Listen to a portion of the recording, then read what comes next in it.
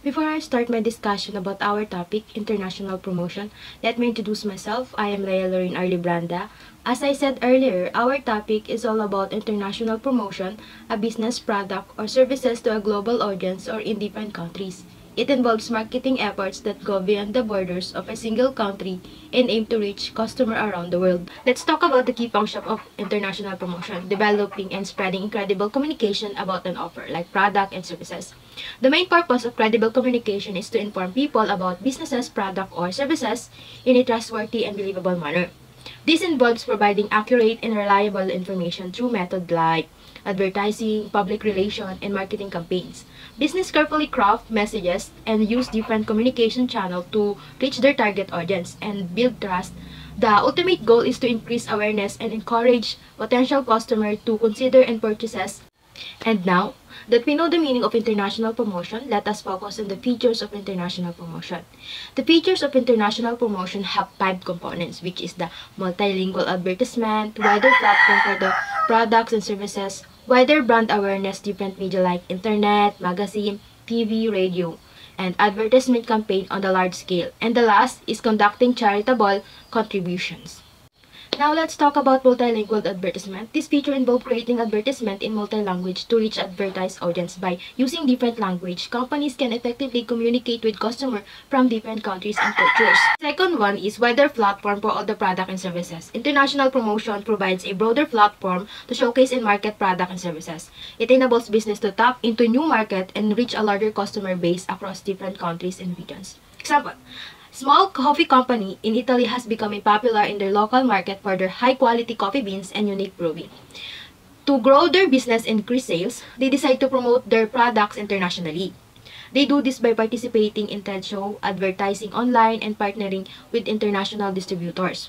Next is wider brand awareness through different media channels like internet, magazine, TV, and radio. By leveraging different media channels, company can reach a wider audience and enhance their brand visibility internationally. Using different media channels allow companies to diversify their marketing efforts and capture the attention of consumers who may use different platforms to access information and entertainment. Each media channel offers unique advantages and reaches different demographics, enable businesses to target specific audience segment and increase their brand exposure. Next is advertising campaigns on large scale. In order to expand globally and increase brand awareness, international promotion involves conducting large-scale advertisement campaigns. This campaign utilizes extensive media coverage, celebrities, endorsement, and creative marketing strategies to establish a strong presence in the global market. By collaborating with popular celebrities, companies aim to enhance brand awareness and credibility. The last one is conducting charitable contribution. Companies engaging in charitable contribution as partner of their international promotion effort enhance their reputation, build trust, and establish a positive image internationally. An example is the Coca-Cola Company, which support communities worldwide through initiatives such as the Coca-Cola Foundation. They partner with organizations like UNICEF to support education in developing countries and promote water conservation. These charitable activities have not only made a positive impact on society, but also enhanced Coca-Cola's reputation as a socially responsible company. By establishing a positive image internationally, Coca-Cola has increased brand loyalty and support from consumers, contributing to its success in the global market. Methods of international promotion. There are below-the-lines and above-the-line promotion. In below-the-line promotion includes promotion methods na layunin ay makalikha ng mas malalim na connection sa mga customers at magbigay ng direct message sa kanila. Ang kagandahan nito ay mas kontrolado ng company ang message at kung paano ito ipaparating sa mga tao. It includes public relations, sales promotion, sponsorship, and direct sales. Sa public relation, ito ay paraan ng communication ng isang business sa publiko gamit ang press release at pagsasalita sa mga conferences. Ang layunin nito ay mapabuti ang imahe ng company at makipag-ugnayan sa mga tao. Sa sales promotion naman ay mga strategies para hikayatin ang mga customers na bumili. Halimbawa nito ay mga pagbibigay ng mga discounts tulad ng buy one and get one o kaya naman mga coupons or gifts. Then sa sponsorship naman, ito ay yung situation kung saan ang isang business ay nagbabayad para ma-associate sa isang product, tao or event. Madalas itong ginagawa ng mga sports company na nag-sponsor sa mga athletes. Then sa direct sales, ito naman ay kung saan ang representative ng isang business ay pumupunta sa mga potential na customers para ibenta ang kanilang product or service. Then dito naman sa above the line promotion ay mga paraan ng pagpo-promote na using mass media o malawakang media. Ito ay mga teknik na karaniwang itinuturing na hindi personal at layunin nitong maabot ang maraming tao na pinakamababang gastos at sa pinakamabilis at pinakamalawak na paraan. Ito ay karaniwang ginagamit para sa mga product o services na target ang malawak na market. Halimbawa nito ay TV, radio and cinema, newspaper, web or internet at outdoor or transport. Karaniwan na sa atin na makakakita or makakarinig tayo ng advertisement sa TV, radio and cinema. At masasabing ito ay epektibong paraan upang maiparating ang mga mensahe sa mas malawak na audience. Gaya din sa newspaper, ito sa traditional way sa pagpropromote at maabot ang mga maabot yung mga reader ng newspaper. Sa web or internet naman is yung paggamit ng internet sa iba't ibang online platforms upang mag-promote.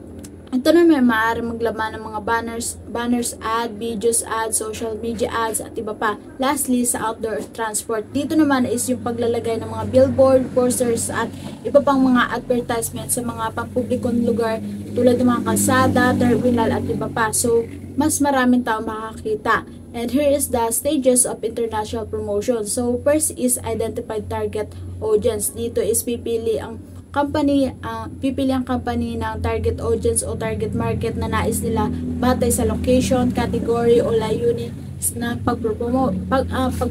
Next is determine communication objectives. Dito naman ay pagtatakda ng company ng mga kanilang pangunahing objectives sa pagpropromote. Maring ito ay pagpataas ng sales, pagpalawak ng market at pagpalawak rin ng kanilang market shares at iba pa. Next is determine the message. Ito naman ay magde-decide ang company sa structure at format ng kanilang message na nais sila iparating batay sa kultura, language at iba pang mga factors na makaka-apekto sa pagkaunawa ng mga target audience. Next is budget decision. Dito naman ay magde-decide ang company na inaasahan nilang gasto sa mga activities sa pag-promote. Ito ay mahalaga upang matiyak na ang plano sa pag-promote ay naayos sa budget ng company. Lastly is communication mix decision. Dito ay pipiliin ng company ang mga media at paraan ng pag-promote na gagamitin. Ito ay maaaring maglaman ng mga advertisements sa TV, radio, print media, online platforms at iba pa. So, ang mga nabanggit na stages na ito ay mahalagang process ng international promotion upang magkaroon ng mas malinaw na plan at decision making upang matiyak ang epektibong pag-promote ng company sa mga international na antas. So, ngayon naman is itatakal natin yung promotional tools. So, promotional tools is the strategy, methods, or sources that compels consumers to buy product or services. So, many marketing and advertising professional is gumagamit nito para ipakilala or unawa sa mga mamili kung ano yung product or service na inaalok nila. So, may 4 na promotional tools. Ito yung advertising, price promotion, sponsorship, and point of purchase. So, pag sinabi natin advertising, ito is isa siyang paraan kung paano ipakilala yung product or yung service na inaalok ng isang negosyo or ng isang organisasyon. So, makikita natin ito halimbawa is sa TV, billboards, newspapers, makikinig natin sa radio, or sa buses, taxes, at sa iba pa. So, kasunod is price promotion. So, pag sinabi natin price promotion is nakafocus siya dun sa presyo noong product or serbisyo. So, ang example nito is discount sales and buy one get one free. So, next is sponsorship. So, yung sponsorship is isa siyang paraan ng isang paraan na kung saan is yung isang individual or organization is mag-finance dun sa gagawing event or proyekto na kung saan is ang kapalit nun is ma-exposure yung logo ng brand ng product or service na inaalok nila. So, ang example nito is yung sa mapapanood sa TV na volleyball na kung saan dun sa court is makikita natin yung mga logo ng mga brand na na nag-sponsor doon sa volleyball na yon. So next is point of purchase. So ito is tumutukoy dun sa promotional displays and signage na kung saan is isa itong estratehiya na kung saan makikita yung ito doon sa malapit doon sa counter yung mga product na nandun. So kung saan is parang isa siyang paraan na kung saan is parang nilagay doon kung mapapabili yung mga mamimili ng mga product na nakalagay doon. So, next is promotional objective. So, pag sinabi natin promotional objective, ito isa siyang layunin or hangarin na kung saan inoong ng isang promotional campaign. Sa makatuwid is isa siyang resulta noong inaasam na resulta ng ginawang promotional campaign. So, some common objective that firms may hold are awareness, trials, attitude towards the product, and temporary sales increase. So, pag sinabi natin, yung una is awareness. So, pag sinabi natin awareness, ito yung, ang layo nito is mapalawak or mapataas ang kaalaman ng mga mamimili tungkol sa product or serbisyo na inaalok. So, sa pagtaas ng awareness ng mga tao dun sa product, sa pagtaas ng kita na makakamtan ng isang negosyo or ng isang organisasyon. So, trial is, ang layunin nito naman is mahikayat yung mga tao na subukan yung product or serbisyo na inaalok nila. So, ang halimbawa nito is yung mga flyers na inaalok. So, next is attitude towards the product. So, pag sinabi naman itong attitude towards the product is naglalarawan siya kung paano na-i-impluwensyahan or nababago yung ng isang promotional campaign yung pananaw ng tao na inaalok. So, ang layo nito is baguhin or palakasin yung positibong damdamin o pagtingin ng target market sa product or service na inaalok. So, last is temporary sales increase. So, pag sinabi naman, nangangahulugan naman ito is pansamantalang pagtaas noong benta ng produkto o ng serbisyo. Dahil sa isinagawang promotional campaign. So, ang layunin nito is makamit yung maikli ngunit mataas na spike sa mga benta. So, kadalasan, pagkatapos ng isang particular na promotional campaign. So, the advantages of international promotions. The first advantage is increase and maintain demand of the product. So, kapag nag-advertise ka or nag-promote ka ng product internationally, matataas ang magiging potential customers mo at tataas din ang demand dun sa product at magre-resulto ng pagtaas ng sales and revenue. The second one is increase and maintain the market share of the product. So, kapag nagtaas na ang demand ng product sa market, magiging stable ang market share mo at even possible tataas pa siya kasi makikita na rin ang product mo sa iba't ibang bansa. So ang market share ng product mo is lalaki at lalawak, dadami. The third one is raising awareness for the product. So bakit ka nga ba nagpo-promote ng product around the world or internationally? Kasi para maging aware din sila kung ano yung product mo at bakit siya nasa market. Through the use of social media or advertising, mas mapapakita mo sa kanila sa iba't ibang bansa kasi malaking platform na siya. Ang product mo through the use of social media or even advertising sa TV. The next is create or enhance. So, kapag naging successful na ang pag-promote mo ng product, makakabuo ka ng brand name or brand appearance or brand satisfaction dun sa pag-advertisean mo ng product mo. So, possible matatandaan siya ng mga tao at tatangkilikin. So, dumako naman po tayo sa disadvantages or constraints of global communication strategies. Ito naman po yung mga hadlang sa pag-promote mo ng product internationally. The first one is language barrier. So, alam naman po natin na mayroong iba't ibang lingwahe ang bawat bansa. So, kailangan mong mag-adjust kung ano yung lingwahe nila, yun ang gagamitin mo sa pag-advertise mo ng product mo. The next one is cultural barrier. So, meron din po tayong iba't ibang culture. So, ang bawat bansa meron din iba't ibang culture. Halimbawa pa sa Saudi, napaka-strict ng bansa nila. So, kailangan mong i-consider kung ano yung mga bawal at hindi ipakita sa pag-advertise mo ng product mo. The third one is cultural, local attitude toward advertising. So, ito naman po ay hindi lahat naman ng tao ay matatangkilikin yung product mo doon sa bansa nila. So, makaka-encounter ka din ng mga taong hindi tatangkilikin or hindi magugustuhan yung product mo kahit anong ganda. So, the next is media infrastructure. Ito naman po yung mga bansa na walang stable na halimbawa walang cable TV or hindi sila nakaka-access ng internet. So, may mga bansa na hindi tatanggapin na advertising mo kasi wala silang proper tools para doon sa advertising. The third one is the last one is advertising regulations. Ito naman po yung mga bansa na mayroong mga rules and regulations na kailangan sundin pag mag-advertise ka ng product sa bansa nila.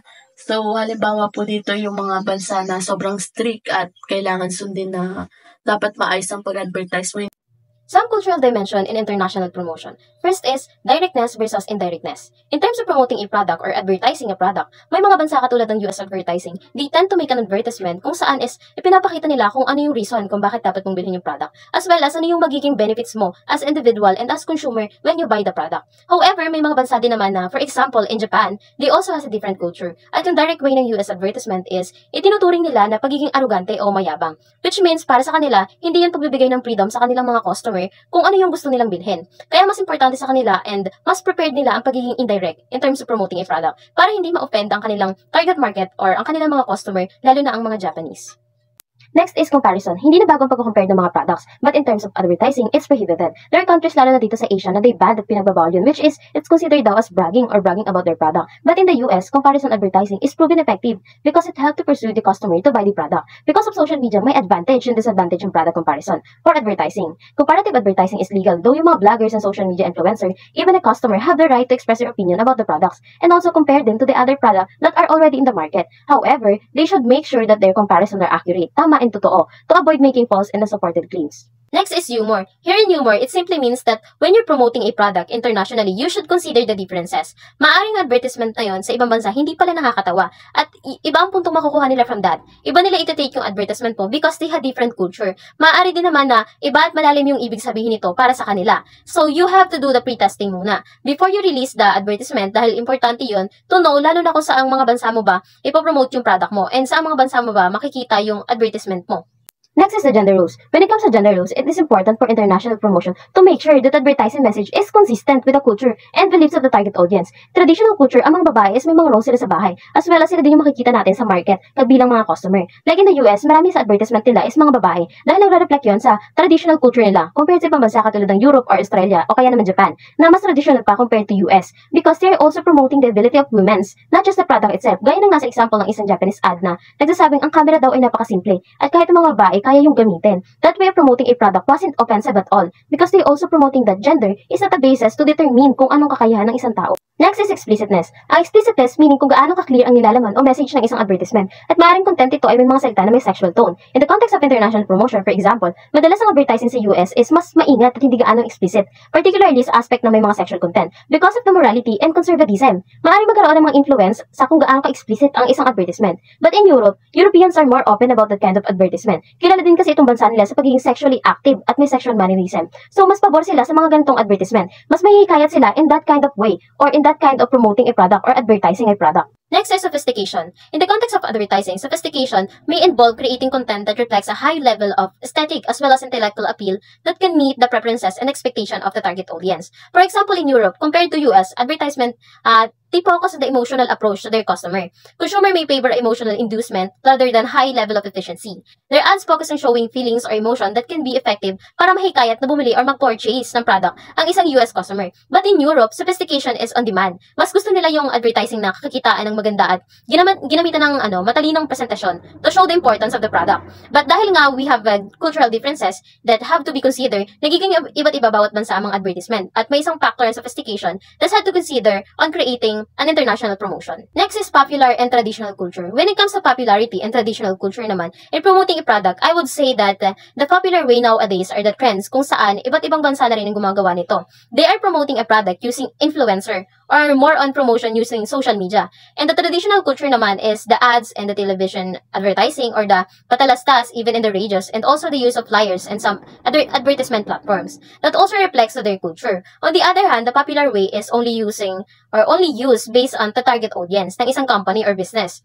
Kapag nag-promote sila through social media, it means their target audience is the young generation na madalas gumagamit ng social media. At kapag naman gumamit sila ng traditional way, it means the target audience sila is yung mga taong hindi ma-social media or the older generations.